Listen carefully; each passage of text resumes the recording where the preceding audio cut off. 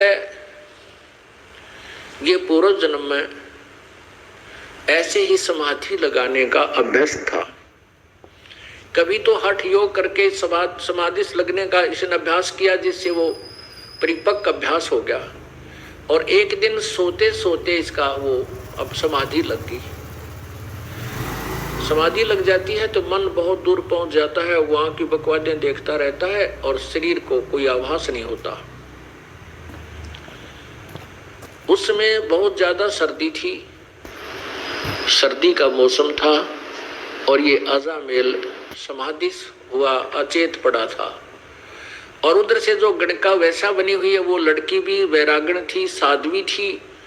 उसमें कहते अभी आपने सुना था कि दर्द बंद दरवेश है बेदर्द कसाई, जिसके हृदय में दया नहीं वो तो कसाई है, जिसके हृदय में दर्द है दुख है, दूसरे को दुख को अपना दुख समझता है, वो दरवेश है, वो संत है, साधु है, भक्त है।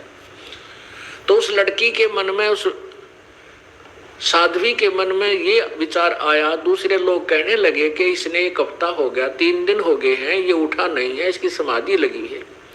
तो उस बहन के मन में ऐसा आया कि कहीं इसका साधु का शरीर नष्ट ना हो जाए, सर्दी ज्यादा है, कहीं इसके प्राण ना चले जाएं।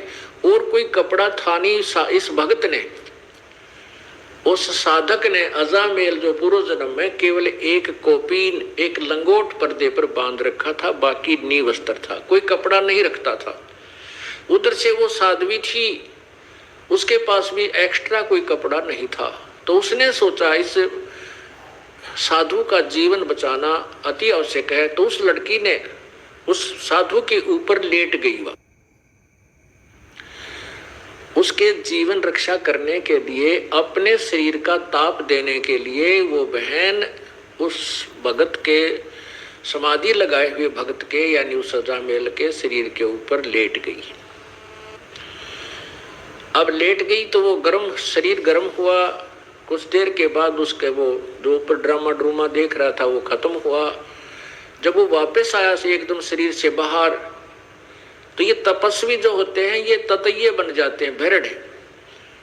ये नहीं देखते तुम किसको डस रहे हो, जरा सा हाथ लगते जैसे भेड़ डंक लगा देती है, सर्प डंक लगा देता है, ऐसे बन जाते हैं, ये सिद्ध बन जाते हैं इन साधनाओं से। जो ही उस संत, उस भक्त की आंखें खुली, समाधि टूटी, अपने ऊपर एक स्त्री को लेटे हुआ देखा, तो उस जन्म में तो ये ऐसा साधक था कि स्त्री को टच भी नहीं करना से अपना धर्म भंग समझता था। तो उसने उस औरत को ये सोचा कि ये मेरा धर्म भंग करने की चेष्टा कर रही है, उसको श्राप दे दिया कि तू वैसा बनेगी अगले जन्म में।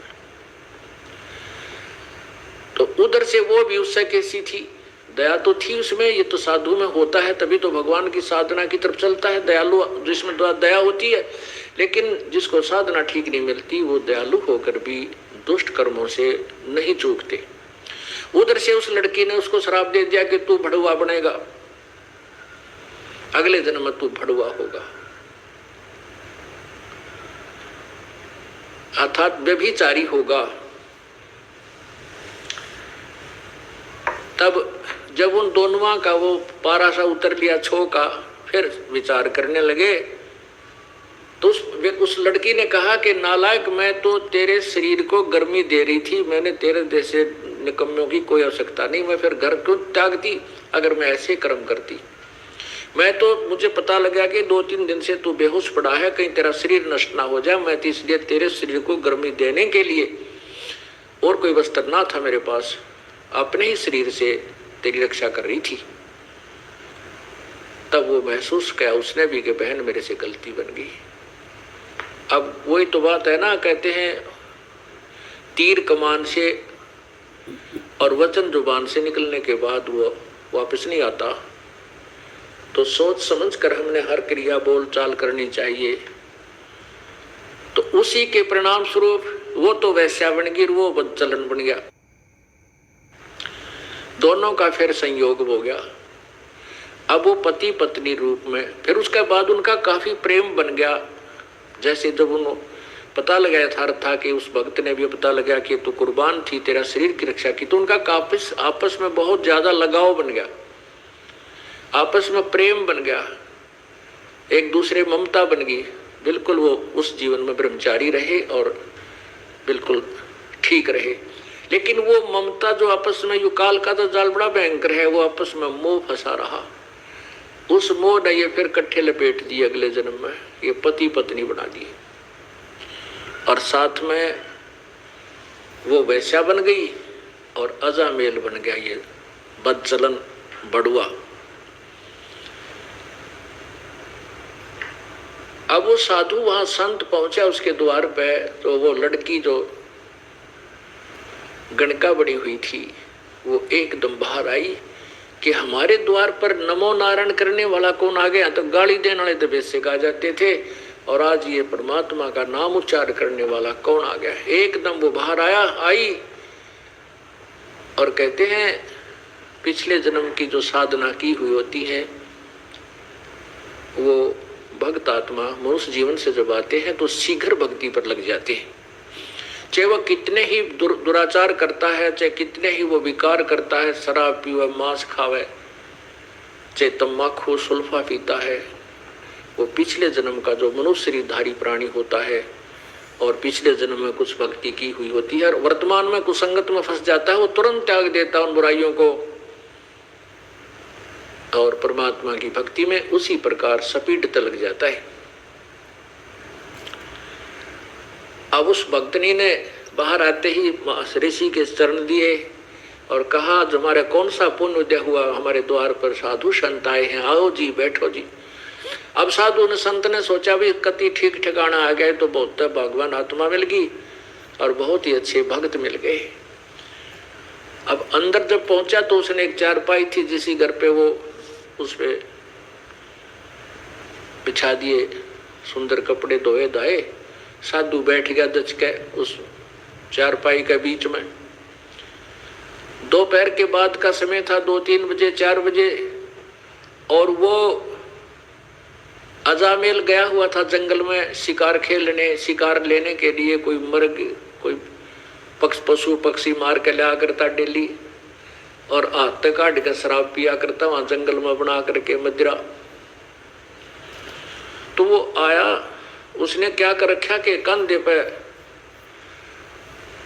लठे और लठ के अंदर एक वो टांग रखा हिरण मार के, और आते ही वो पटक दिया आंगन में। जड़ महात्मा बैठे थे उसके साथ में ही, और नो पटक जब नो ना देखा कि महापुरुष बैठा सामने, उसने आते ही दुखी सा हो रहा था, कहा ले भगवान आ तो सारा दिन में एक का पाया, सारा दिन लग गया एक ही मर्ग मिला, बड़ी मुश्किल से हाथ लगा। अब जब उसने वो मर्ग वहां पटका तो वो साधु की नजर गई, भाई के खुड़का हुआ कौन बोला। जब उस संत ने देखा रही तो भाई कुकर्मी आदमी है, कौन आ गया इनके भक्तनी के घर में, मांस ये मर्ग मार रखा इसने। तो उस लड़की से पूछा बेटा यू कौन है, कौन आ गया तेरे घर में। वो कहने लगी जी ये भगत जी है आपका, ये आपका सेवक है। बाबा जी ठा लिया जोड़ा जब अड़कसू गल जग आ गया भाई तू तो ये किसा सेवक मर्ग मार के ला रहा। तो फिर उसने देखा कि तो संत था आया हुआ है आज तो तुम्हारे दरबार पे। अब उसके अंदर भी जो पूर्व जन्म की भक्ति थी वह जागृत होगी। परमात्मा कहते हैं कबीरा दर्शन संत के परमेश्वर आवे याद, और लेखे में वाहे घड़ी बाकी का समय बाद। तो उसी समय उस अजामेल ने भी पैर पकड़ दिए और उस बहन ने भी, उसकी पत्नी ने, और कहने लगे महाराज हमारे द्वार से आप नो मत जाओ। अब पहले पापी आत्मा और आप जैसे महापुरुष हमें कोई सदुपदेश नहीं देंगे, हमारा कोई रास्ता मार्गदर्शन नहीं करेंगे तो हम बुराई कैसे छोड़ेंगे। वो बोला मैंने छोड़ दो जल्दी, बस मेरे साथ तो मजाक कर दिया किसी ने, मैं गलत आ गया यहाँ पे। तो उन दोनों ने बहुत याचना की कि नहीं साधु, नहीं महाराज आपने ऐसे नहीं जाना चाहिए, हम बुरे हैं भले हैं आप ही के तो हैं, आप हमें कुछ शिक्षा दीजिए ताकि हमारी बुराई छूट सके।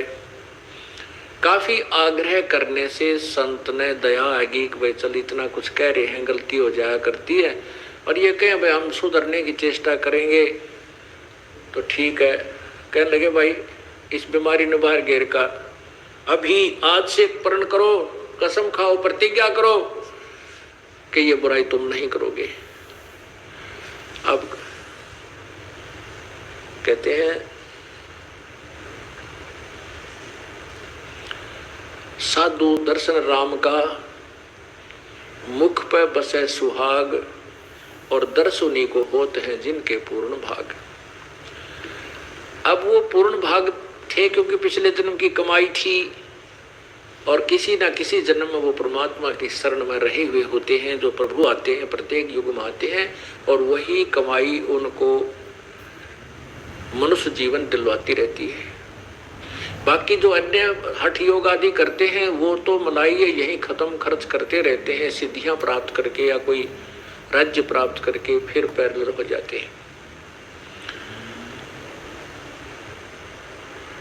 तो उन्होंने उसी समय उसको उठा के उस मर्ग को बाहर फेंक दिया और कहा महाराज जी बाजार से जाकर के हम बिल्कुल फ्रेश आटा लावांगे आपके लिए, अलग से भोजन बना देंगे, नहा धो के, आज के बाद हम कोई बुराई नहीं करेंगे, लेकिन आप हमारे द्वार से जाइए मत, हम शाकाहारी हो जाएंगे। अब संत ने कहा भाई ठीक है।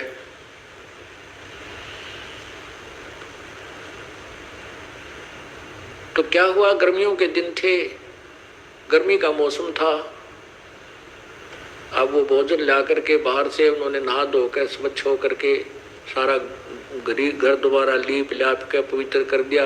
कहने का भाव कि उस संत का पेटा भर दिया, भाई ये भी ये बिल्कुल ठीक हो गए।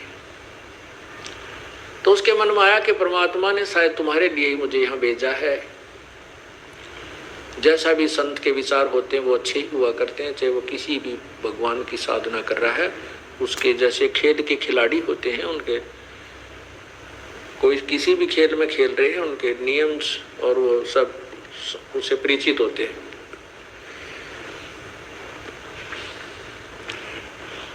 अब रात्रि के समय साधु तो भजन करने लग गया और वो दोनों जने पंखा लेकर के खड़े हो गए बारी बारी। फिर वो भजन वाद साधना करके लेट गया, तो लेट के आसपास छिड़का कर दिया पानी का, और ऐसे पंखा बारी बारी कभी वो खड़ी हो जा कभी वो खड़ा हो जा, उसको साधु को हवा कर रहे हैं। सुबेरे संत बोला भाई भक्तों एक काम करो, तुम नाम ले लो, भगवान का नाम जपया करो। तो वो कहने लगे महाराज जी मारे पर नाम में कोई लिया था, और कोई को बात करवा ले, कितना कठिन काम करवा ले, ये नाम नहीं लिया जाता। तुलसी पिछले पाप से हरि चर्चा ना भावे, जैसे जबर के भेगते भाई भूख विदा हो जावे। न बोले जी नाम नूम ताम लेते नहीं, बाकी आपके चेले पक्के हो गए, आप बुराई नहीं करेंगे, आपने कसम खा ली। तो संत ने सोचा अपने आत्माओं जैसे ये जो कथाएं हम सुना करते ना, भाई एक अजाम उसने संत ने लड़के का नाम नारायण रखने को कह दिया और उस नारायण नारायण करने से वो पार हो गया। ऐसा नहीं, ये यथार्थ कथा आपको सुना रहा हूं उसी नारायण नाम के ऊपर।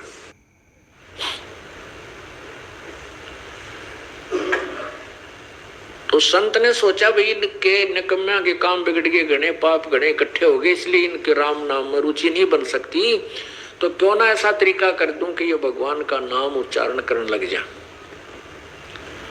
ने बोला भाई तुम्हारा लड़का होगा 10वें महीने, लेकिन उस लड़के का नाम जो मैं बताऊं वही रखना, उसका नाम तुम नारायण रख लेना। दोनों ने करबद्ध होकर कहा कि प्रभु जैसे आपकी आज्ञा, आपकी दी संतान जो होगी पुत्र होगा तो उसका नाम हम नारायण रख देंगे। ऐसा ही हुआ, लड़का हुआ, लड़के का नाम नारायण रख दिया। अब छोटा बालक बुढ़ापे में बहुत प्यारा लगता है, छोटा बच्चा वैसे भी ज्यादा प्रिय होता है, लड़का हो चाहे लड़की।